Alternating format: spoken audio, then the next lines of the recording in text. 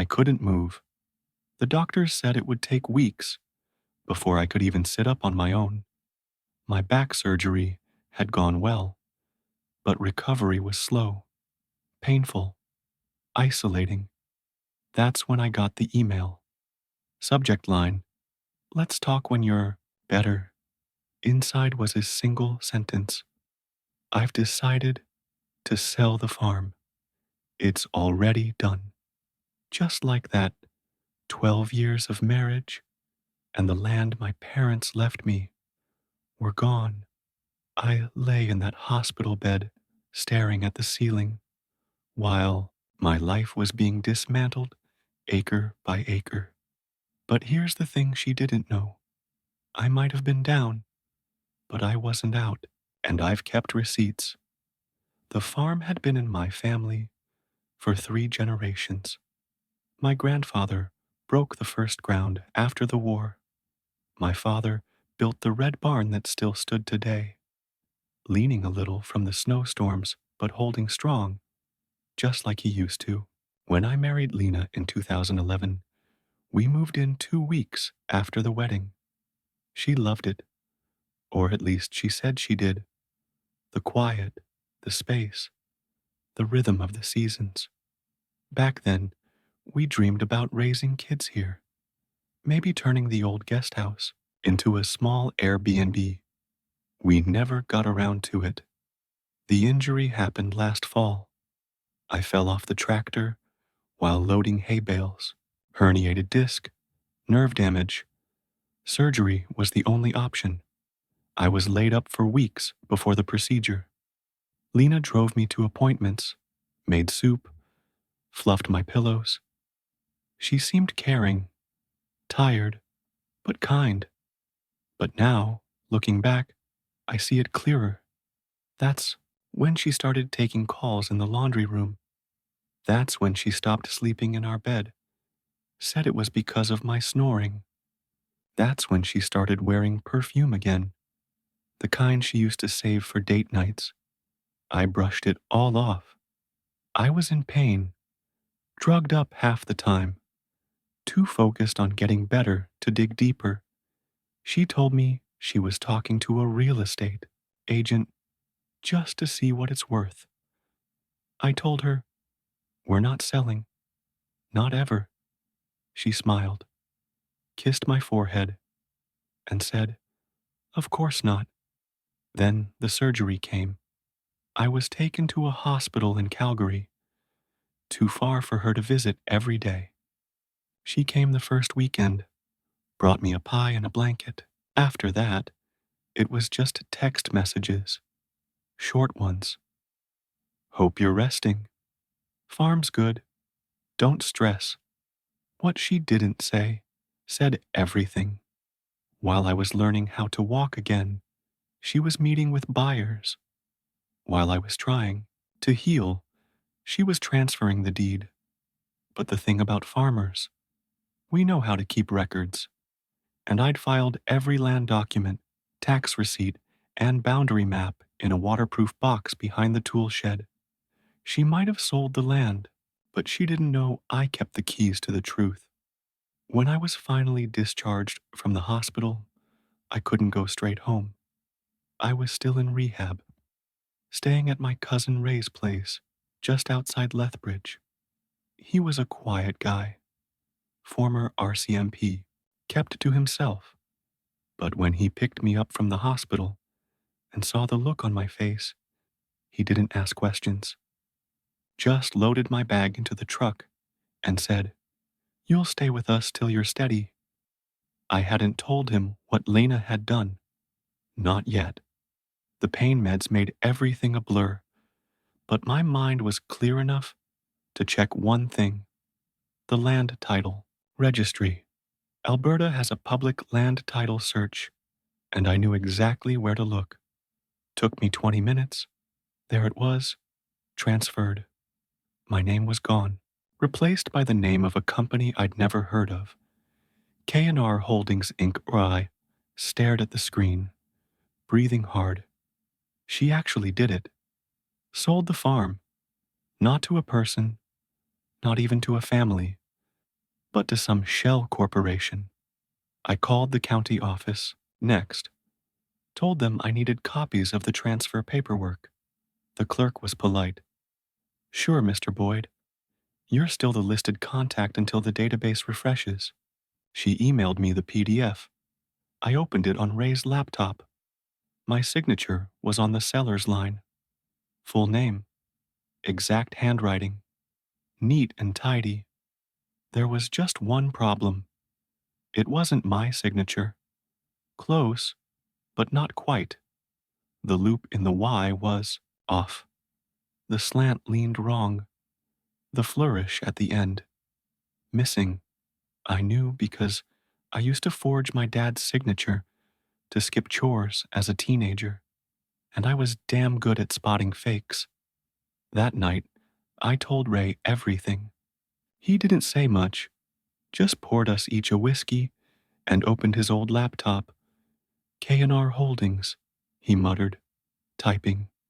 A few clicks later, he leaned back. Well, would you look at that? The company was barely a year old. Registered in medicine, hat, owned by a man named Kyle Reiner. Sounded familiar, because he used to date Lena back in high school. She'd told me once he ran a construction company now. Left that part out, didn't she? This isn't just about selling your land, Ray said. This is about laundering it. I nodded slowly. I wasn't angry. I was focused. The next morning, I called the RCMP fraud line. I also called a real estate lawyer, someone I knew from church who owed me a favor. Then I dug out the backup USB drive from my duffel bag. It had scanned copies of every document Lena thought she could erase. She made a mistake. She thought pain made me weak. It didn't. It made me sharp, and now I was ready to fight back. My lawyer's name was Henry Long. He wore the same brown jacket every winter, brought homemade oatmeal cookies to every church fundraiser, and once beat a city council zoning case with a single 3-ring binder. I called him Hawk behind his back because he never missed a detail. I showed him the forged signature first. He barely glanced at it before pulling out a magnifying lens. This loop here, he said, not your usual pressure stroke. This is traced. I nodded. Thought so. And this sale to K&R Holdings? He clicked around the registry. This is a title transfer under false pretenses. Possibly identity theft. Possibly conspiracy to defraud. You think we have a case? I asked.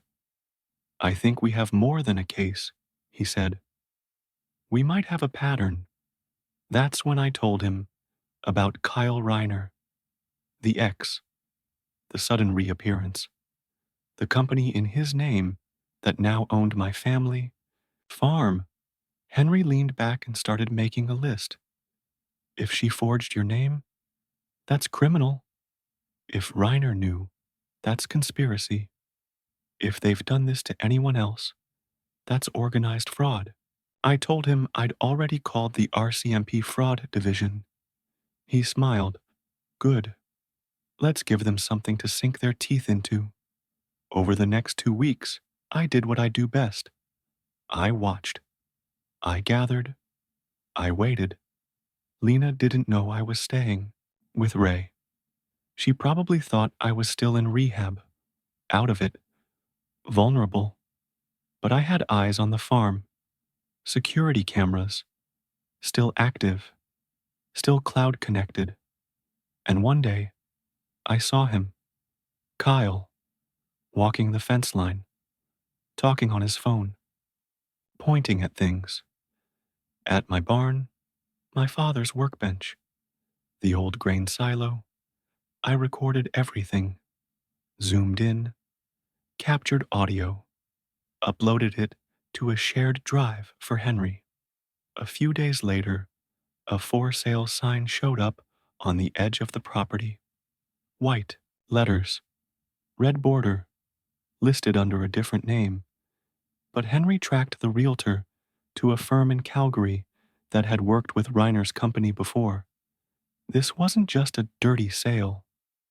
This was a premeditated laundering of rural land, likely flipped through shell buyers to strip ownership trails. Henry sent a cease and desist to the realtor, filed a motion to freeze the transaction, sent Lena a formal notice of potential civil and criminal charges. No response. But the listing disappeared. That weekend, Lena called me. I didn't pick up. She texted, "We need to talk." Then, "It wasn't what you think." I didn't reply. I didn't need an apology. I needed the truth to be undeniable, and we were getting close. It happened on a Wednesday. I was at Henry's office, sipping coffee from one of those paper cups with the loose plastic lids. He had just wrapped a call with the Crown Prosecutor's office. "They're interested," he said, setting his phone down. "Fraud against a disabled property owner. Forgery. A known land flipping operation using shell companies." "It's enough?" I asked. "It's enough to investigate, and maybe enough to indict." That afternoon, two plainclothes RCMP officers visited Kyle Reiner's company office, a modest suite on the second floor of a commercial plaza in Medicine Hat. They walked out with 3 computers, a file cabinet, and Kyle himself in handcuffs. The local paper ran a small piece: "Real estate developer questioned in fraud case." I read it twice, then called Ray. "You watching the news?" "Yup," he said. "It's a good day." The next morning, Lena showed up at Ray's porch. I hadn't seen her in nearly 3 months. Her hair was shorter, her eyes darker. She looked tired, shaken. "Can we talk?" she asked. I said nothing. "You're really going to do this?" I looked her in the eye. "I didn't do anything, Lena. You did." She started crying, said she was sorry, said she never meant to hurt me, that she thought I'd be out of work forever, that she panicked, that Kyle promised it would be clean, easy. "You forged my name," I said. "You sold my parents' land. You lied to my face." "I didn't think you'd come back," she whispered. I didn't reply. I just closed the door. 3 days later, Henry called. "Crown's filing charges." "Against Lena?" "Not yet." But Kyle's singing. Turns out this wasn't his first rodeo. Multiple land transfers, multiple forged signatures, all involving vulnerable owners, injured, elderly, deployed.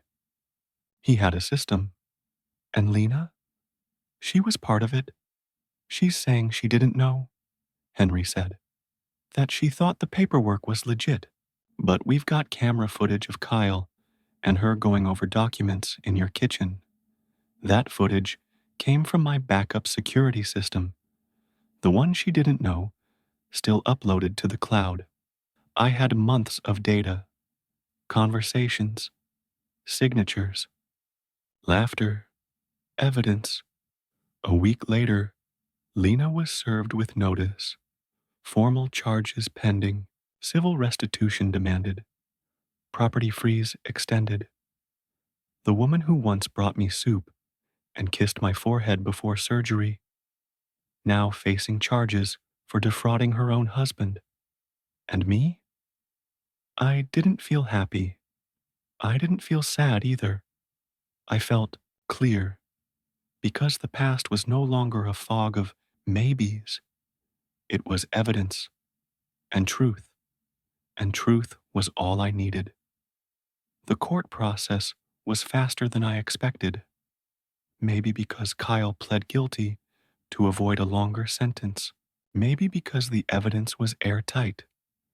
Paper trails, emails, forged signatures, video footage from my own kitchen. Either way, the Crown made its move quickly.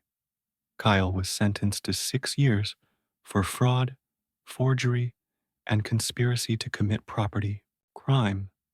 The judge called it an egregious violation of trust and vulnerability. Lena wasn't charged criminally.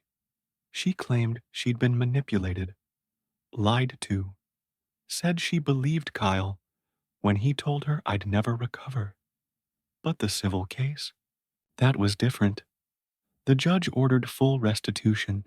Lena had to forfeit all claim to the property, repay the profits from the sale, and sign a formal affidavit admitting she forged my signature at Kyle's request. She tried to argue, said she had nowhere to go, that she was just trying to survive. Didn't look at her during the hearing, not because I was angry, but because I didn't recognize the person sitting across from me anymore.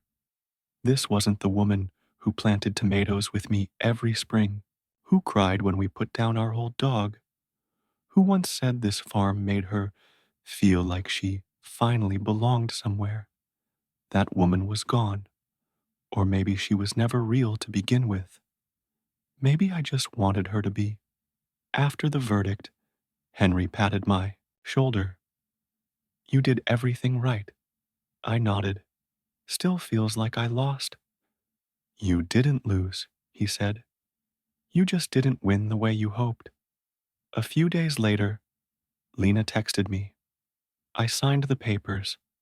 I hope someday you can forgive me. I didn't reply. There wasn't anything left to say. Forgiveness wasn't the point anymore. Truth was, and truth had already spoken. I didn't go back to the farm, even after the courts restored the deed to my name, even after Lena signed everything away. I couldn't bring myself to step foot on that soil again. Too many ghosts, too many lies soaked into the walls, too much silence where there used to be trust. So I sold it, not to some corporation, not to a developer. I found a young couple, veterans like me, wanted to raise goats, grow apples, homeschool their kids under open skies. I gave them a fair price, lower than market, but enough to start fresh. I told them, this place deserves laughter again. Then I left. I used the money to buy a small property in northern British Columbia, a cabin tucked between the pine trees, near a lake that never made it onto tourist maps. 10 acres of quiet, a wood stove, a creaky dock. I got a dog, golden retriever, named him Murphy, built my own shed, started carving things out of cedar, bowls, birdhouses, the occasional coffee table. I didn't need much, just space, just time. Some nights, I sat by the fire with a beer and thought about Lena, not with hatred, not even with sorrow, just distance. She made her choices. So did I. The past, I'd learned, doesn't have to define you, but it can remind you what to protect. One morning, I got a letter, handwritten. It was from a man in Saskatchewan, an older farmer. Said his daughter had almost lost their land in a scam just like mine. He'd read about my case in the paper. You didn't just save your farm, he wrote. You saved mine too. I pinned the letter to my workshop wall, not because I needed a reminder of what happened, but because it reminded me that even pain, if you stand still long enough, can bloom into purpose. And sometimes the land you lose isn't as important as the peace you find. If you've ever lost something you thought was forever, Whether it was land, love, or trust, just know you're not alone. Sometimes healing doesn't come with closure. Sometimes it comes with clarity. And sometimes walking away is the bravest thing you can do. Thank you for listening. If this story moved you, share it with someone who needs to know that justice and peace can still find their way home. Until next time, take care of your roots and never forget where you come from.